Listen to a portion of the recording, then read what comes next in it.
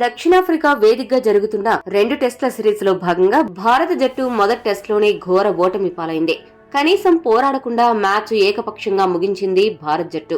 ఒకరిద్దరు బ్యాట్స్మెన్ మినహాయిస్తే మిగతా వారంతా చేతులెత్తేశారు. ఇక బౌలింగ్ లో అయితే బౌలర్లు పూర్తిగా అట్టర్ ఫ్లాప్ అయ్యారు. దీంతో మొదటి టెస్టులో భారత్ జట్టు ఇన్నింగ్స్ 32 పరుగుల తేడాతో అవమానకర ఓటమిని మూటగట్టుకుంది.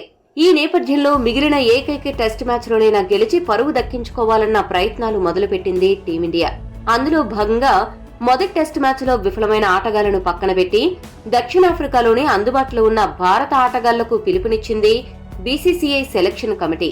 మొదటి టెస్ట్ మ్యాచ్ లో భారత్ జట్టు ఓటమికి ప్రధాన కారణమైన బౌలింగ్ వైఫల్యాన్ని సరిచేసుకునే క్రమంలో ఫాస్ట్ బౌలర్ ఆవేష్ ఖాన్ కు పిలుపునిచ్చింది. దక్షిణాఫ్రికాతో జరిగిన వన్డే సిరీస్ సందర్భంగా ఆవేష్ ఖాన్ బరిలోకి దిగాడు. వన్డేలలో 3 మ్యాచ్లు ఆడి 6 వికెట్లు పడగొట్టాడు. టెస్ట్ జట్టుకు ఎంపిక కాకపోయినప్పటికీ దక్షిణాఫ్రికాలోనే ఉన్నాడు. దీంతో షమీ స్థానంలో ఆవేష్ ఖాన్ ను జట్టులోకి తీసుకున్నారు. శార్దుల్ లేదా ప్రసిద్ధ కృష్ణ స్థానంలో ఆవేష్ ఖాన్ ను జట్టులోకి రానున్నాడు. అదేవిధంగా మొదటి టెస్ట్ మ్యాచ్ కు వెన్నుగాయం కారణంగా దూరంగా ఉన్న రవీంద్ర జడేజా రెండో టెస్ట్ మ్యాచ్ కు అందుబాటులోకి రానున్నాడు. భారత్ జట్టుతో కలిసి ప్రాక్టీస్ సెషన్ లో కూడా పాల్గొన్నాడు. ముఖేష్ కుమార్ తో కలిసి బౌలింగ్ ప్రాక్టీస్ చేసిన జడేజా రెండో టెస్ట్ మ్యాచ్ లో బరిలోకి దిగి అటు బ్యాటింగ్ లోనూ ఇటు బౌలింగ్ లోనూ జట్టుకు ఉపయోగపడనున్నాడు.